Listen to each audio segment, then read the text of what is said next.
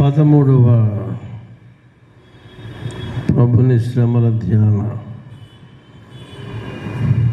ఆరాధన నిమిత్తం ఏర్పాటు చేసిన వాక్య భాగములు రాజుల మొదటి గ్రంథం 12వ అధ్యాయము 9-10 వచనాలు. అదేవిధంగా పరిశుద్ధుడైన మత్తయి రాసిన సువార్త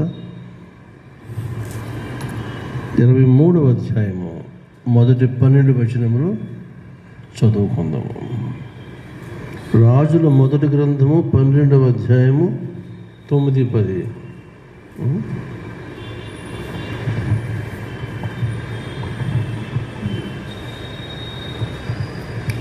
రాజుల మొదటి గ్రంథము 12వ అధ్యాయం 9-10 వచనములు. మా మీద నీ తండ్రి ఇచ్చిన కాడిని చులకన చేయుడని నాతో చెప్పుకున్న ఈ జనులకు ప్రత్యుత్తరం ఇచ్చుటకు ఏ ఆలోచన మీరు చెప్పుదురు? అప్పుడు అతనితో కూడా ఎదిగిన ఆ యవ్వనస్తులు ఈ ఆలోచన చెప్పిరి. నీ తండ్రి మా కాడిని బరువైనదిగా చేసెను, కానీ నీవు దానిని చులకనగా చేయవలనని నీతో చెప్పుకున్న ఈ జనులకు ఈలాగు ఆజ్ఞ ఇమ్ము. నా తండ్రి నడుము కంటే నా చిటికిన వేలు పెద్దదిగా ఉండును. ఈ వాక్యం ఇంత పర్యంతం. God's blessings. Next, gospel lesson.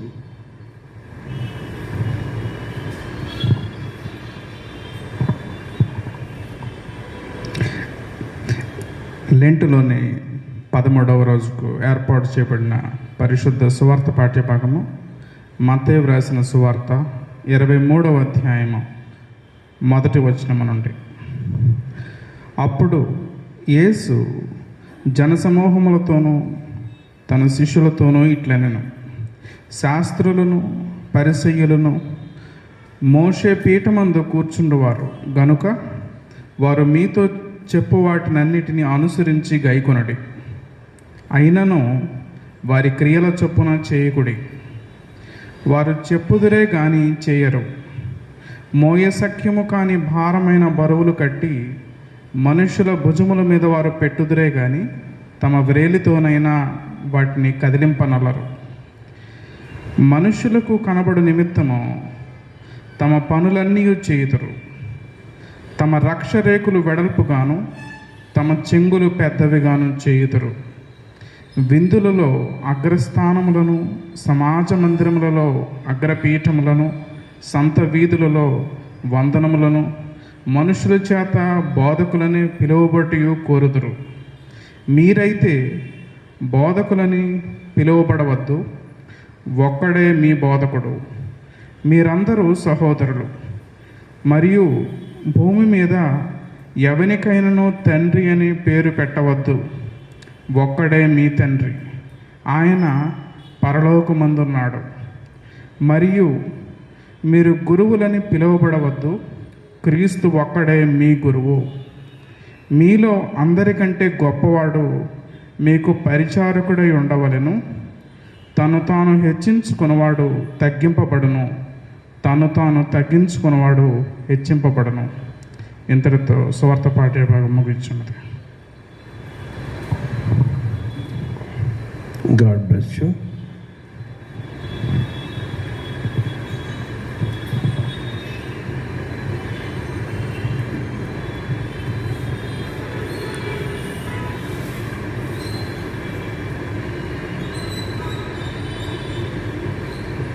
ఈ దినపు ఉత్తర ప్రత్యుత్తరాల భాగానికి ఒక్కసారి వెళ్ళి అప్పుడు మన పాఠాలకు వద్దాం. ఏంటిది? కీర్తనల గ్రంథంలో సంకీర్తన 19, కీర్తన గ్రంథాలని చదివేటప్పుడు మనం చెప్పడం ఇలా చెప్పుకోవాలి. కీర్తన గ్రంథం 19వ సంకీర్తన అని చెప్పు. 19వ అధ్యాయం కాదు, అధ్యాయంలో ఉన్న వాటి ఇవన్నీ కూడా ప్రోజ్, ఇవన్నీ పోయిటరీ పోర్షన్, మిగిలినవన్నీ ప్రోజ్. ఆ మాటకు వస్తే ఇవి కీర్తనలు కనుక మనము ఇలా చెప్పుకోవడం చాలా బాగుంటుంది. అలాగా మీరు ప్రయత్నం చేయండి, మంచిది.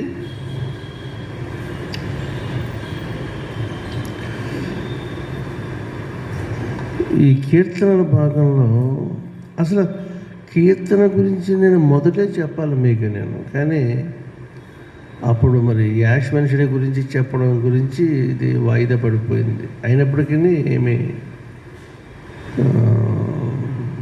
తక్కువేం కాదు, కానీ ఒక చిన్న క్లూ ఇస్తాను. కీర్తన అనేది గ్రీక్ మాట నుంచి తర్జుమా చేయబడిన మాట. ఇంగ్లీష్లో సామ్ అంటాం, కానీ గ్రీకులో సల్లో, పి సైలెంట్ కాదు అక్షరాల్లో.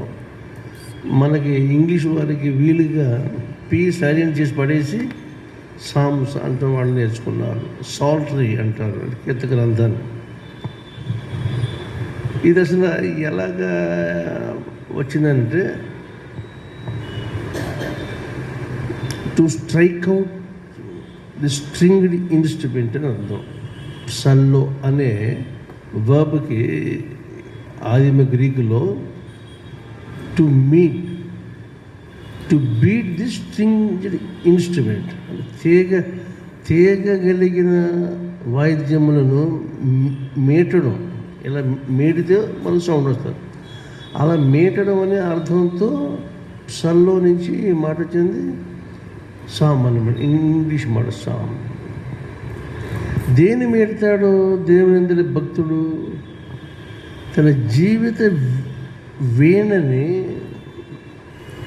లేక హార్ప్, హెచ్ఆర్పి హార్ప్, జీవిత వీణని అనుభవం అనే జ్ఞాపక స్ట్రైకర్తో ఇలా మీడుతూ ఉన్నప్పుడు వచ్చే నాదం, ఆ రాగం, ఆ సౌండ్, అదే కీర్తన. మనందరి జీవితాల్లో ఎవడికి వాడికే ఒక వీణ. జీవిత పాఠశాలలో ఎన్నో అనుభవాలు మనకి వస్తూ ఉంటాయి. ఆ అనుభవాల చేత వీణని మీటగలిగిన పరిస్థితి, అది దుఃఖమే కానీ సంతోషమే కానీ, మరి ఏ విధమైన పరిస్థితి ఏదైనా సరే మీటగలిగినప్పుడు ఉత్పత్తి అయ్యే నాదమే కీర్తన. అదనమాట. ఇప్పుడు 19వ కీర్తనలో మనం ధ్యానం చేయబోతున్నాం. ఇక్కడ ఒకసారి విన్నాం కూడా మనము దీన్ని పోయిన వారంలో. మళ్ళీ ఇది మనకి పాఠాన్ని బట్టి రిపీట్ అవుతూ ఉంటుంది, ఏం గాబరపడగలరు. ఈవేళ నేను మీకు చెప్పేది దేవుని వాక్యము ఏమైందంటే,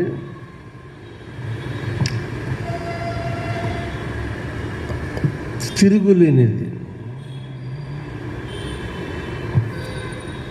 పరిపూర్ణమైనది అని చెప్పడంలో నిస్సందేహంగా కీర్తన 19 ఒకటి సరిపోద్ది. ఈ 66 గ్రంథాలు చదివి పఠించి రుజువు చేసిన పని లేదు. ఎందుకంటే in such a way the whole psalm was written. It is inherent, అంటే పర్ఫెక్ట్, ఇన్కంపారబుల్, పోల్చన అసఖ్యమైన కీర్తన. సృష్టిని మన చేతుల్లోకి, మన గుప్పట్లోకి తెచ్చేస్తుంది ఈ కీర్తన మొత్తం. బైబిల్ గురించి తెలియని అన్య ప్రపంచానికి కీర్తన 19 చదివితే వాళ్ళ కళ్ళు తెరవబడతాయి. ఎందుకంటే అందున్న సారాంశం అలాగే. ముగింపు ఎలా తీసుకొచ్చారు చూడండి. యూజువల్గా మన చర్చెస్లోనే అధిక భాగంగా speakers as well as congregation members కూడా ఈ 19వ కీర్తనలో చివరి చరణాన్ని చెప్పుకుని ఎంతో సాటిస్ఫై అయిపోతూ ఉంటారు. ఏముంది? యెహోవా నా ఆశ్రయదుర్గమా, నా విమోచకుడా, నా నోటి మాటలు, నా హృదయ ధ్యానములు నీ దృష్టికి అంగీకారములగునుగాక అని అంటాడు. అంటే మాటలు ధ్యానము రెండు ఒకదానికొకటి కన్సిస్టెంట్గా ఉండాలి.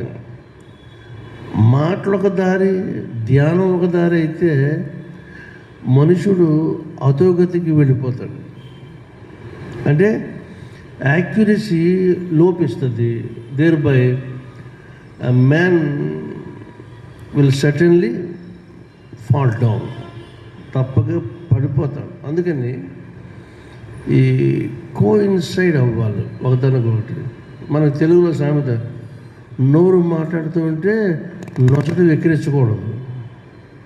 బయటోడు ఎవడో ఎక్కిరించకూడదు, మనం నొసట మనల్నే ఎక్కిరించే ప్రమాదం. అంటే మన మనస్సాక్షి మనల్ని యాక్సెప్ట్ చేయదు.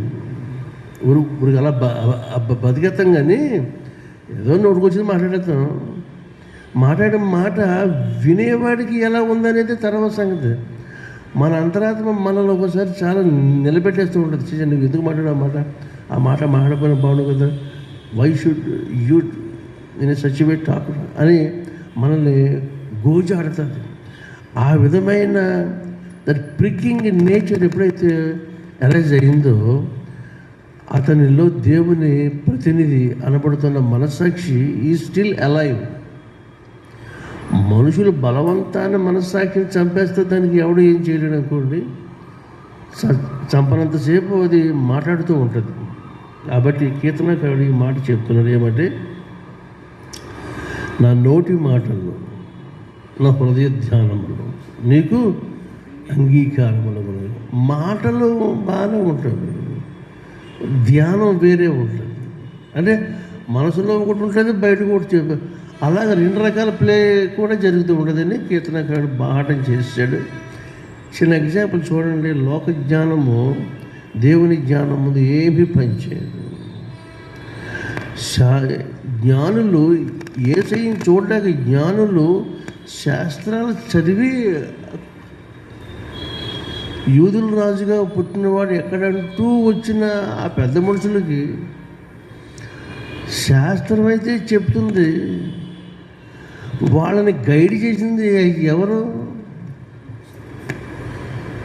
యేసయ్య తార, ద స్టార్ ఆఫ్ జీసస్. ఆకాశములు దేవుని మహిమను, అంతరిక్షము ఆయన చేతి పనులు అవన్నీ అండి. ది హోల్ ప్లానటోరియం, ఈ ప్లానెట్స్ అన్నీ కూడా ఆయన చేతి పనులు. ఇవి మాట్లాడాలి. అదే మనందరి రిఫరెన్స్కి కూడా the first reference book is his creation. ప్రభు ఎప్పుడు వస్తాడు అని చెప్పడానికి ఆయన చెప్పిన అనేకమైన సూచనలు మీరు యేసయ్య చెప్పిన మాటలు, ఆకాశమందు శక్తులు కదిలించబడును, చుట్టు చంద్రాదులు మార్పు కలుగుతు, సూర్యుడు చీకటగును, చంద్రుడు రక్తమగును అని. ఇవన్నీ ఏంటంటే మనము ఆకాశం చూసినప్పుడు మనకు లోన బోధ పడుతుంది అని చెప్పడానికి. అలాగే మన అర్పణలు, మన ధ్యానాలు, మాటలు, ధ్యానాలు దేవునికి ఇది ఇవ్వండి. దేవుడు ఎన్నడూ ఎవరిని బలవంత పెట్టడు. కానీ దేవుని పక్షాన్ని మనస్సాక్షి మనతో పోరాడుతూ ఉంటాడు. ఆ కాస్త పని చేసేసేమంటే దేవుని పక్షంగా మన మనసు ఎంతో నెమ్మదిగా ఉంటుంది. చెయ్యము. అందుకని ఏమంటే అర్పణలు, మన అర్పణలు ఎలాగ అర్పించాలి అనేది ఈ మధ్య వచ్చిన పాట మీరు అందరూ వినే ఉంటారు. ఆ పాట ఒకసారి జ్ఞాపకం చేయాలని ఆశిస్తున్నాను. దేవుని పరిశుద్ధ నామానికి ఈ పాటను వినడంలో నా మాటలు, నా ధ్యానము, యెహోవా నీవు నా ఆశ్రయదుర్గము, నా విమోచకుడు, నీకు అంగీకారం అనే మాటకి ఇంతకంటే మనకు కొట్టొచ్చిన అనుభవం మనకు ఉండదు. అంటే the entire acceptability of the Lord's word, దేవుని వాక్కు యొక్క సర్వాంగీకారమైన సంగతి మనకు బయలుపరుస్తుంది. ఇప్పుడు నేను మీకు జ్ఞాపకం చేయబోయే పాట. కయీను అర్పణ తెచ్చాడు దేవునికి, హేబేలు అర్పణ నచ్చింది దేవునికి. అర్పించు వాటి కంటే అర్పించు మనిషి ముఖ్యం, అర్పించు వాటి కంటే అర్పించు మనసు ముఖ్యం. నచ్చాలి మొదట నీవే, కావాలి మొదట నీవే,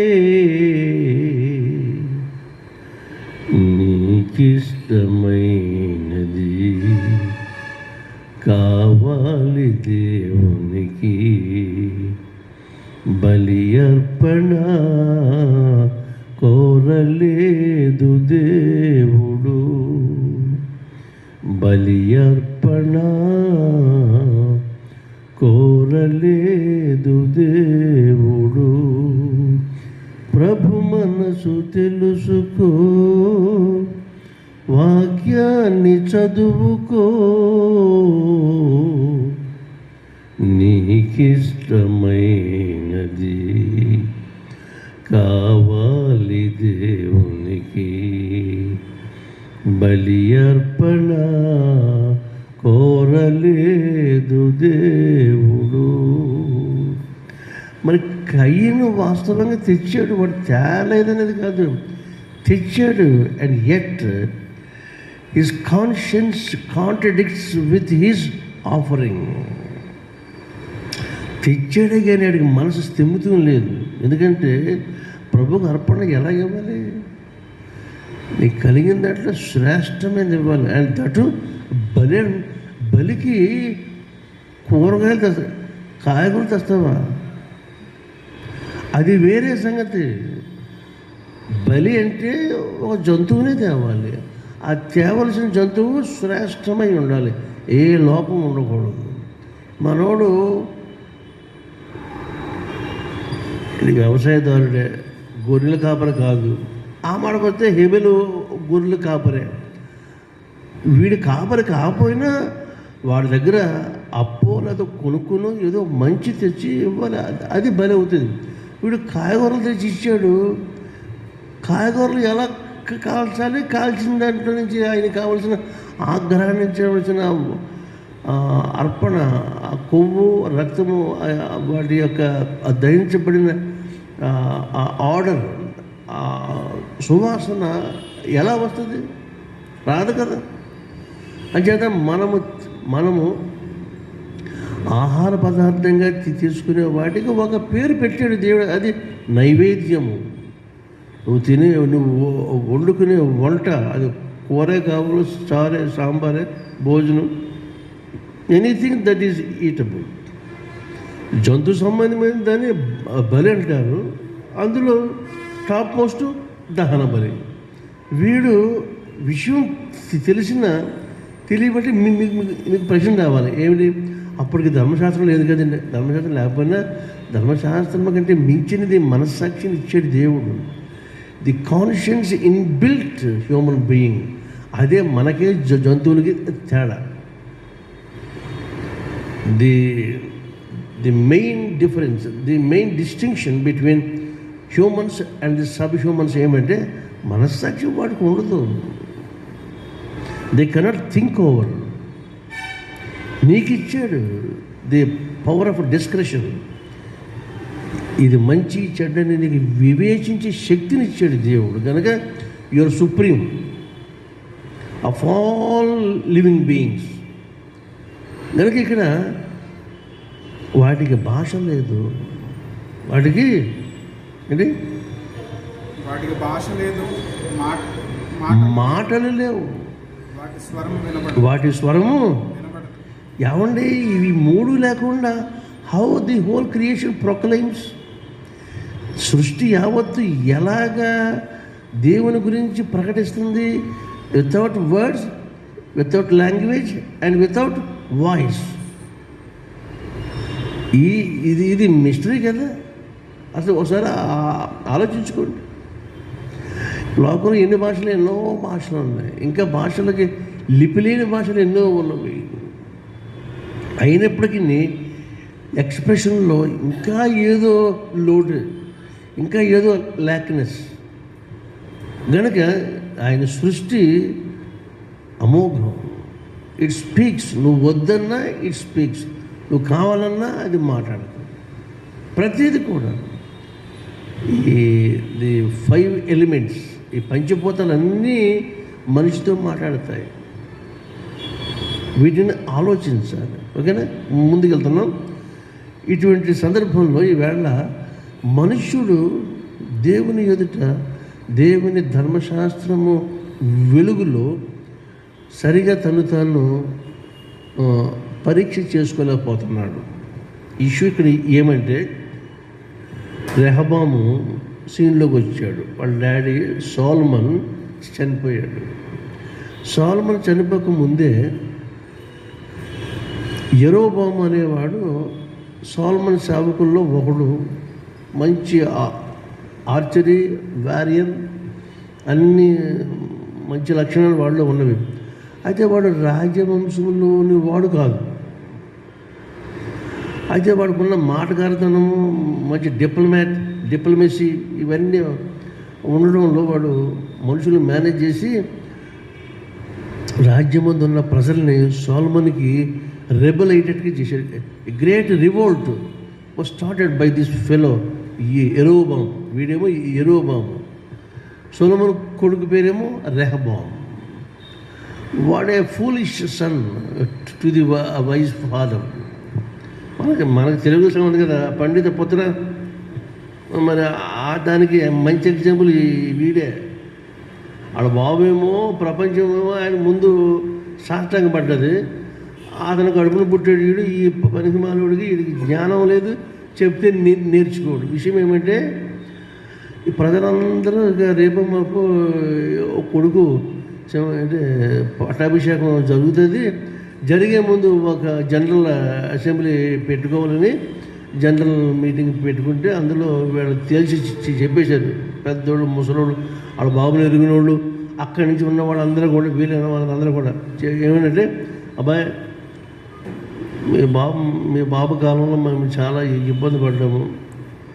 మరి అతని కాడి మా మీద బరువు అయిపోయింది, మేము మొయ్యలేకపోయాము. దేర్ఫోర్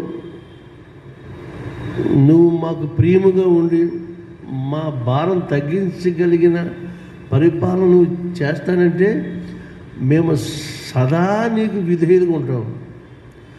అలా కాకపోతే మీకు నీ దారి నీది, మా దారి మేము అని యెరోబాము గారి చేత కాన్స్పరెంట్ అయిపోయారు వాళ్ళందరూ.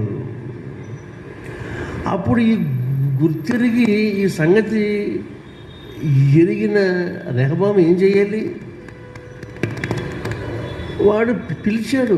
పెద్దలు వచ్చారు, వాడు సలహా చెప్పాడు. పెద్దలు వెళ్ళిపోయిన బ్యాచ్ తర్వాత యూత్ని పిలిచాడు. యూత్ బ్యాచ్ కూడా వచ్చింది. వాళ్ళు కూడా చెప్పారు సమాధానం. చెప్తే వీడు పెద్దల మాట వినలేదు. యూత్ తనతో పాటు పుట్టి పెరిగిన యంగ్స్టర్స్ మాట విన్నాడు. ఏమనంటే, వాళ్ళు చెప్పిన మాట, అరే మా డాడీ నడుము ఉందే, అతని నడుము కంటే నా చిటికిన వ్రేలు భారంగా ఉంటుంది, అది నా పాలన యొక్క మ్యాండేట్ అన్నాడు. వాళ్ళకి మంటెక్కిపోయింది. అంటే వాళ్ళ తండ్రి నడుము కంటే వీడి చిటికిన వేలే భారంగా ఉంటుంది అన్నాడు. అంతేకాదు అప్పుడు వీడు యెరోబాము చెవిలో పడింది మాట, అయిపోయింది. ఇంకా 2 గోత్రాలు వీడికి ఉండిపోయినా, అదే దేవుడి కృపను బట్టి మిగిలిన 10 గోత్రాలు వాడు పట్టుకుపోయాడు. ఇది వాట్ హ్యాపెండ్. విషయం ఏమంటే, మొయ్యలేని భారము ప్రజల మీద పెట్టడం అనేది ఉందే, అది ఎవరు క్షమించరు, ప్రజలు అస్సలు క్షమించరు. ఎన్నో రాజ్యాలు కూలిపోయినాయి. ఇంకా ఇప్పుడు మనకి ది ఎగ్జిస్టింగ్ అడ్మినిస్ట్రేషన్ కూడా కూలిపోయే రోజులు దగ్గర అయిపోయింది. ఎందుకంటే ఇప్పుడు చేయి దిగిని చేయకుండా అక్కర్లేని పనికిమాలిన విషయాలన్నీ టేకప్ చేస్తూ ఉంటే ప్రజలు ఎలా ఊరుకుంటారు? ప్రజలు వెర్రోళ్ళు కాదు, వెర్రోళ్ళ కనిపిస్తారు అంతే. And time comes the the the issue their degree, అప్పుడు అర్థమైపోతుంది. కాబట్టి ఇప్పుడు మనం భారము కలిగిన లోపల ఉన్నాము, భారము విధించు వారి అధీనంలో మనం ఉన్నాం. కాబట్టి భారాలు తగ్గించడానికే యేసు స్వామి వచ్చాడు. వచ్చాక యేసయ్య టైంలో కూడా ఎగ్జిస్టింగ్ భారం మోస్తున్న విధానం ఉన్నది. ఇది all the ritual things, the priestly class, యాజక ధర్మము జరిపించే వర్గం, వీళ్ళు చేసే పనులన్నీ కూడా ఆయన ఎండగట్టడం ప్రారంభించాడు. ఆ ఎండగట్టే ఆ సందర్భంలోనే ఈ 23వ అధ్యాయం ప్రారంభమైనప్పుడు ఒకటో మనం వింటూ వెళ్దాము. ఈ లోపల సలహాలు ఎలా పుచ్చుకోవాలండి? జీవితంలో ఎంతో అనుభవం ఉన్న పెద్దవాళ్ళు ఒక సలహా పుచ్చుకోవాలి. సామెత గ్రంథము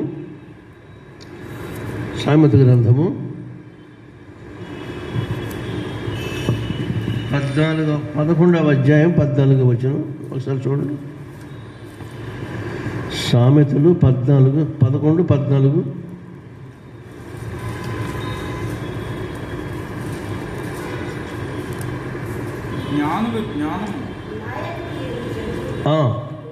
నాయకులు లేకుండా జనులు చెడిపోదురు, ఆలోచనకర్తలు అనేకులు ఉండుట రక్షణకరము. మరి మా వైపు వినపడే ఒక సామెత, ఇది కూడా ప్రాచీనమైన సామెత. ఇంట్లో పెద్ద తలకాయ లేకపోతే ఎద్దు తలకాయ పెట్టుకోమని ఇవ్వరట. తలకాయ అంటే తలకాయ షేప్ కాదు, for wisdom sake, for nice counselling. పెద్దోళ్ళు ఉండాలి ఇంట్లో. ముసలోళ్ళ ముక్కోళ్ళు కాలం చేసి వెళ్ళిపోకూడదు. వాళ్ళు ఉన్నంతసేపు యంగ్స్టర్స్కి ఏ భయం ఉండదు. ఎందుకంటే వాళ్ళకి ఎప్పుడు ఏ డౌట్ వచ్చినా వెంటనే రిఫర్ చేస్తారు. డాడీ ఇది ఇలా ఉంది నన్ను ఏం చేయమంటావని. సపోజ్ ఆ డాడీ లేడనుకో, అప్పుడు నువ్వు ఎక్కడికి వెళ్తాను? అదనమాట ఆ సామెత అర్థం. అది ఏది? పెద్ద తలకాయ లేకపోతే ఎద్దు తలకాయనైనా తెచ్చి పెట్టుకోండి. 119:24 ఏముంది? 119:24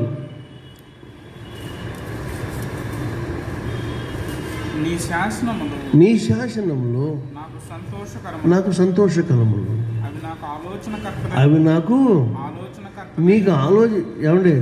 ఒక మనుషుని ఎంతమంది సలహాలు చెప్పినా, ఎన్ని అసెంబ్లీస్లో, ఎన్ని పార్లమెంటులో పాస్ అయిపోయిన ఆర్టికల్స్ అంటే యాక్ట్స్ వచ్చేసినప్పటికీ కూడా అది అవునా కాదా అని దానికి హాల్ మార్క్ ఇచ్చేది దేవుని గ్రంథం.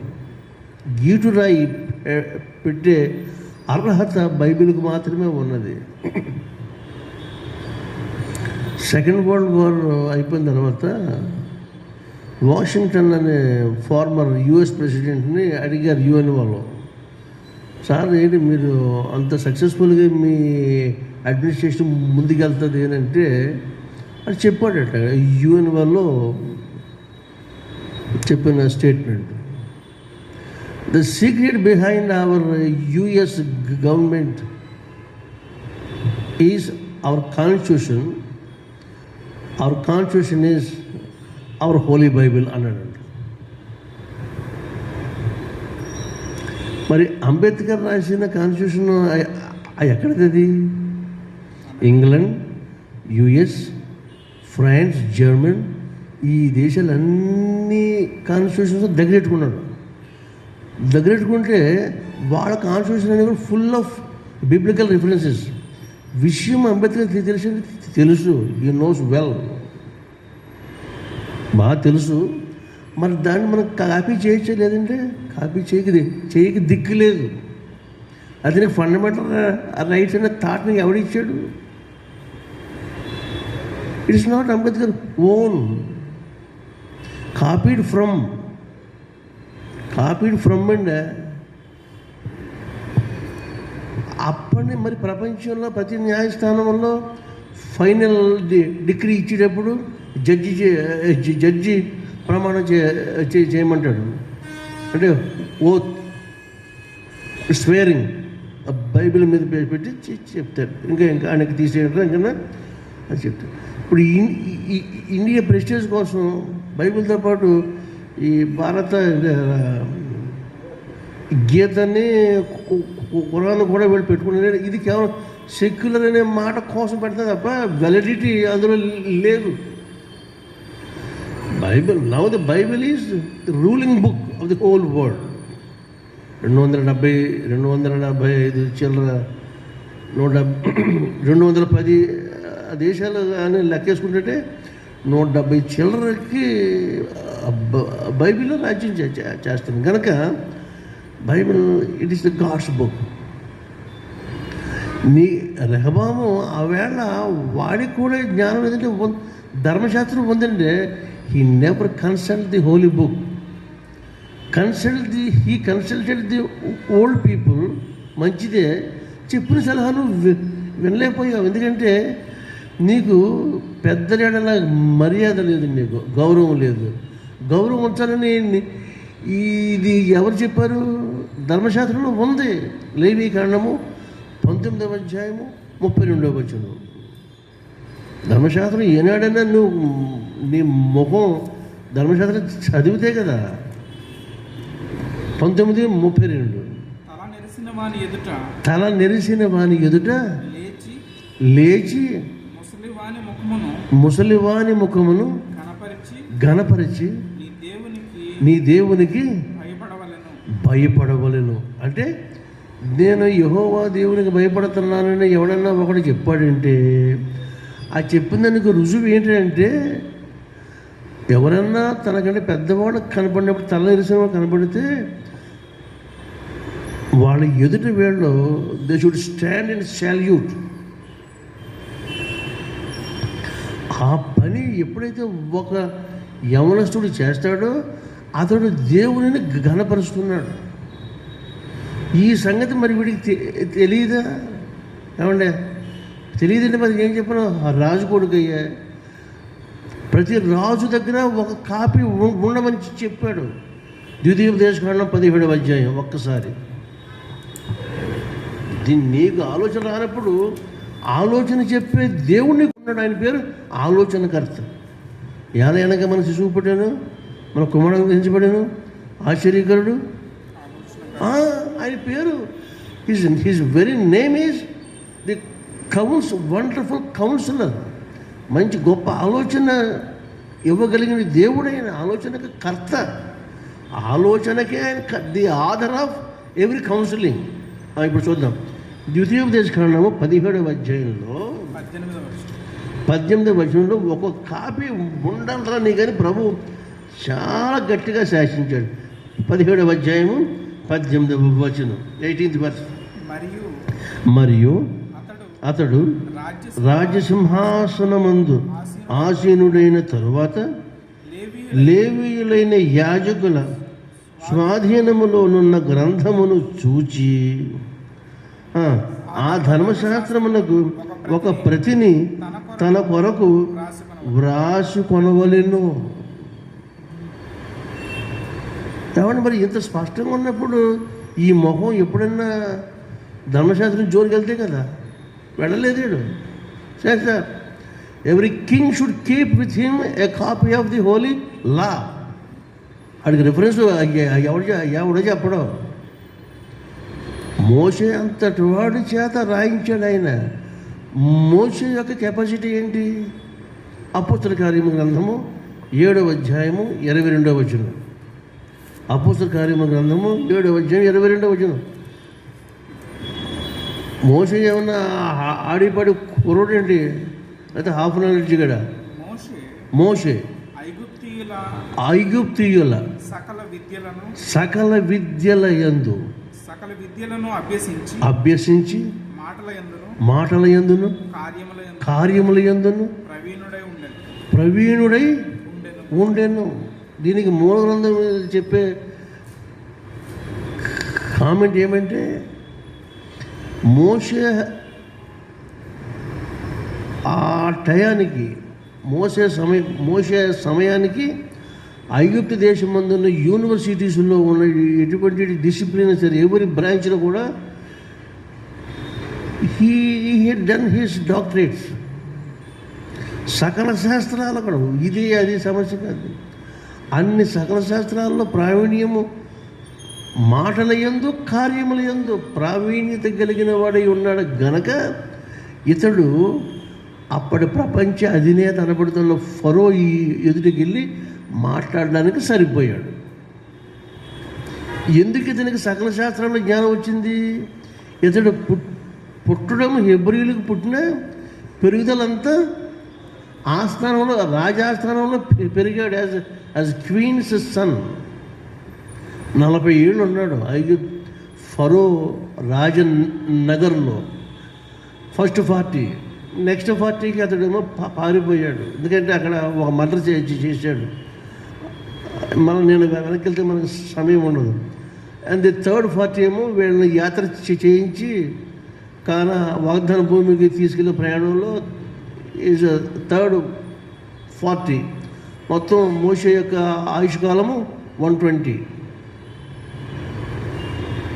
మొదటి 40 సంవత్సరాలు రాజనగరంలో జీవితం. తర్వాత ఇత్రో అల్లుడుగా మిద్యాను అరణ్యంలో ఉండిపోయాడు 40 years. ఈ సెకండ్ 40లో ఉండగానే ప్రభు ప్రత్యక్షత అయ్యింది. థర్డ్ 40 వచ్చేప్పటికి వీళ్ళు ఇశ్రాయేల్ జనాంగాన్ని రిలీజ్ చేయడం, వీళ్ళని వాగ్దాన భూమికి ప్రయాణం చేయించడం.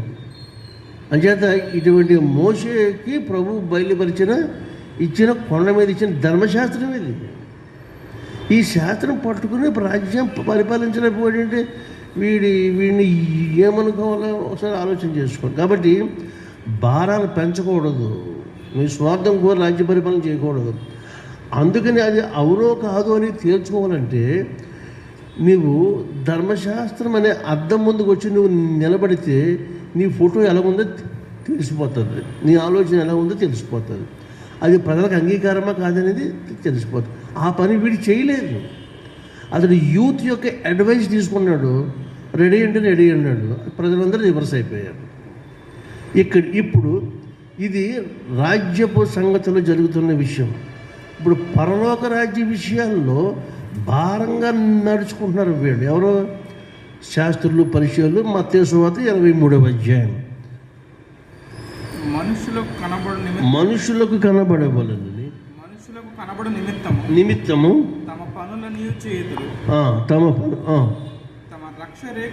తమ రక్షరేకులు వెడల్పుగాను తమ చెంగులు పెద్దవిగాను చేయుదురు. ఏమండి రక్షరేఖలు అంటే ఏంటి? రక్షరేఖలు అంటే తమ దండలకి కట్టుకుంటారు. ఆర్మ్స్ అంటే భుజాన్ని నుంచి మధ్య భాగంలో కట్టుకుంటారు. దాని పేరు రక్షరేఖలు. ఫిలాక్ట్రీస్ అంటారు ఇంగ్లీష్లో, చక్కటి మాట, PHY. ఈ రక్తరేఖల్లో ఏముంటుంది? అది తోలుతో తయారు చేస్తారు, ఒక బాక్స్ లాగా. దాంట్లో వీళ్ళు ధర్మశాస్త్రంలో వాక్యాలు రాసుకొని కట్టుకుంటారు. అది ఆమెకు టై చేస్తారు కానీ హృదయానికి టై చేయరు. దాన్ని వీళ్ళ మార్పు రాలేదు. తర్వాత వెళ్ళి రచ్చరేఖలు అయిపోయిన తర్వాత ఏంటి? తమ చెంగులు అంటే బార్డర్స్ అనమాట. బార్డర్స్ అంటే ఇప్పుడు ఆడ స్త్రీల వస్త్రాల్లో శారీస్కి ఫాల్ ఉంది కదా, ఫాల్ వేసుకుంటారు కదా. ఆ ఫాల్ వేయటంలో అర్థం ఏంటి? ఫాల్ వేయకపోతే ఎస్, అందుకని యాజకుని వస్త్రాలు కూడా ఆలయంలో సేవ చేసేటప్పుడు ఆల్టర్ హై ప్లేస్లో ఉంటుంది. అది ఎక్కి వెళ్ళేటప్పుడు స్టెప్స్కి పైకి లేవకుండా కింద అంచు ఉంటుంది. అంచుని బలంగా ఉండాలి. అది వేయకపోతే దేవుని నువ్వు అవమానపరిచినట్టు అనమాట. అదే అని శాస్త్రం చెప్తుంది. కాబట్టి వీటి విషయంలో బాగానే చేస్తున్నావయ్యా. కాకపోతే ఎందుకు ఇవనంటే బార్డర్స్ వేసుకున్న డ్రెస్ కానీ, చేతులకి రక్షరేకులు కట్టుకున్న సంగతి కానీ, ఈ రెండు దేన్ని సూచిస్తాయి? వాళ్ళు అవి వేసుకున్న వాళ్ళు ఒక ప్రత్యేకమైన వ్యక్తులని,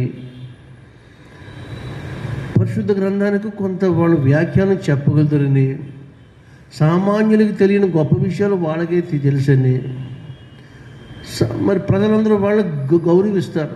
ఈ గౌరవం కోసం వీళ్ళు కావాలని పని ఉన్నా పని లేకపోయినా బజార్ అంటే తిరుగుతారు. ఎందుకు తిరుగుతారు? ఎవడైనా ఎదురైనడు నమస్తే సార్ అంటారని అనిపించుకుందామని. వీళ్ళు ఏమంటారు? లుక్ ఎట్ మీ అనమాట. వీళ్ళ లుక్ ఎట్ మీ డిసీజ్ వీళ్ళకి, ఆ వైరస్ కూడా. అటువంటి వాళ్ళు ఉన్నారా వీళ్ళని ప్రభు వీళ్ళని యాకరు పెట్టాడు, ఎండగట్టాడు. వీళ్ళ వరకు అయితే వీళ్ళు చేసేది కరెక్ట్, వీళ్ళు చెప్పింది చేయమన్నాడు యేసు ప్రభు. కానీ వీళ్ళు చేసినట్టుగా చేయొద్దు అన్నాడు. Do as they say, don't do as they do. ఎందుకంటే వీళ్ళు చాలా ప్రమాదకారులు. వీళ్ళు వెళ్ళరు పరలోకానికి, వెళ్ళేవాళ్ళని వెళ్ళినవారు. ఏమంటే అన్నసరి బడినంత తెచ్చి పెడుతూ ఉంటారు. చిన్న మాట 23 అక్కడే 23 మత్తయి సువార్త చెప్పుకుని, అయ్యో వేషధారులైన శాస్త్రులారా, పరిసయ్యులారా, మీరు పుదీనాలోను, తోపులోను, సోపులోను, జీలకర్రలోను 10వ వంతు చెల్లిస్తున్నారు. ఓకే, ధర్మశాస్త్రంలో ప్రధానమైన విషయములు అనబడుతున్నవి అనగా న్యాయము, కనికరము, విశ్వాసము. వీటిని విడిచిపెట్టేశారు.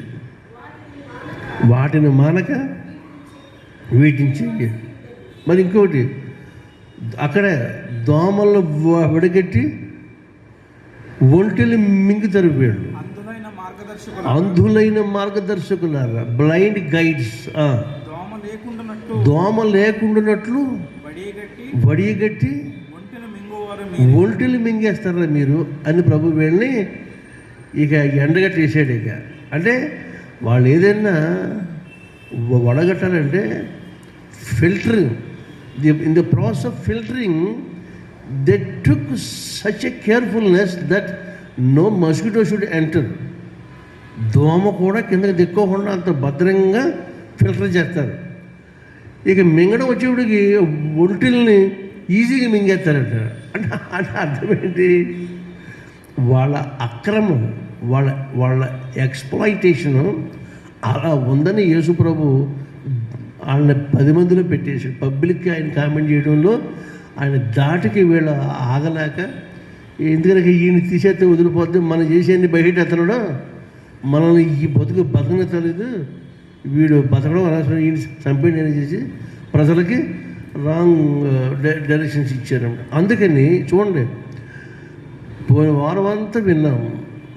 పరిసయ్యులు, సద్దుకాయలు, శాస్త్రులు వాళ్ళు వేసిన ఒక్కొక్క ట్రాప్లో వేసే వాళ్ళ నుంచి బయటపడతాం, వాళ్ళకి ఎవరికి దొరకపోవడం. ఇప్పుడేమో వాళ్ళ జీవితాన్ని బయటపెట్టేయడంలో వాళ్ళకి బాధ వచ్చేస్తుంది. ఈయన ఎప్పుడు చంపాలా అనే ఆలోచనలో పడిపోతే day by day their angry rises it's reading. వాళ్ళ ఉగ్రత అలా పెరిగిపోతుంది. ఎందుకని? ప్రభు ఏమో రే మీరు చెయ్యరు కదా, చెయ్యి సామాన్యుల్ని అలా భారంగా చేస్తారేంటి, వాళ్ళ మీద అంత మొయ్యలేని భారం మీరు పెట్టొద్దు అని ప్రభు చెప్తున్న మాటకి వాళ్ళు తీసుకున్న సంగతి. ఇంకేమన్నాడు, మీలో గురువులను పిలువబడుతున్నారు, అది మీ క్షేమం కాదు, మీకు గురువు అనేవాడు ఒకడే, హీ ఈజ్ క్రైస్ట్. మీరు తండ్రులని పిలువబడుతున్నారు, తండ్రి ఒక్కడే మీకు అని పరలోకంలో ఉన్నాడు. మరి ఇప్పుడు మార్టిన్ రోజున బయటకు వచ్చేట కారణం ఏంటి? ఇక్కడ మన సంఘాల్లో పనిచేసే వాళ్ళేమో పాస్టర్స్ అని అంటారు, మరికొన్ని సహవాసం వెళ్తే వాళ్ళు బ్రదర్స్ అంటారు, బ్రదర్ భక్త్ సింగ్ గారు అదవుతుందా? కానీ మరి ఆర్సీఎంలో మరి బ్రదర్ అనరు, ఫాదర్ సోమ్స్, ఫాదర్ జగదీష్ గారు, ఫాదర్ రవీంద్ర గారు ఫాదర్ అంటారు. అనుద్ర ఆ మాట అని ఆయన చెప్తుంటే ఆ మాట అంటారు. చూసారు ఇంత డిఫరెన్స్ అనమాట. ఎందుకంటే అవి మనం వాటి మీద పిలవబడకూడదు, వీళ్ళు కావాలి పిలిపించుకుంటారు. ఎందుకంటే to get some due respect from all sides. సరే, ఏదైనా బ్యాంక్వెట్కి వెళ్తే బ్యాంక్వెట్ హాల్లో మెయిన్ సీట్స్ కావాలి వీళ్ళకి, సమాజ మందిరికి వెళ్తే సమాజ మందిరంలో వీళ్ళకి ప్రధానమైన సీట్లు పీఠాలు కావాలి అని ప్రభు వీళ్ళకి చెప్తుంటే వాళ్ళు తట్టుకోలేకపోయారు. కాబట్టి ఈ 23వ అధ్యాయంలో మొదటి 12 వచనాల్లో 11 వచనాల యొక్క సారాంశము, వాటి మీద ఉన్న యేసయ్య యొక్క అభిప్రాయం అంతా కలిపి 12వ వచనంలో అయినా ఒక కంక్లూజన్కి వచ్చేసాడు. అది వాళ్ళు నేర్చుకోవాల్సిన పాఠం. ఏంటి ఆ 12వ వచనం? తను తగ్గించుకునేవాడు తగ్గించబడతాడు, తను తగ్గించుకునేవాడు హెచ్చించబడతాడు. నిన్ను హెచ్చించడానికి నీకు నీ అధికారం, నీ కెపాసిటీ సరిపోదయ్యా. మనుషుడు హెచ్చించబడటానికి సోర్స్ ఏంటి? కీర్తన గ్రంథం 75:6 వచనం. తూర్పు నుండి అయినను, పడమటి నుండి అయినను, అరణ్యము నుండి అయినను హెచ్చు కలుగదు.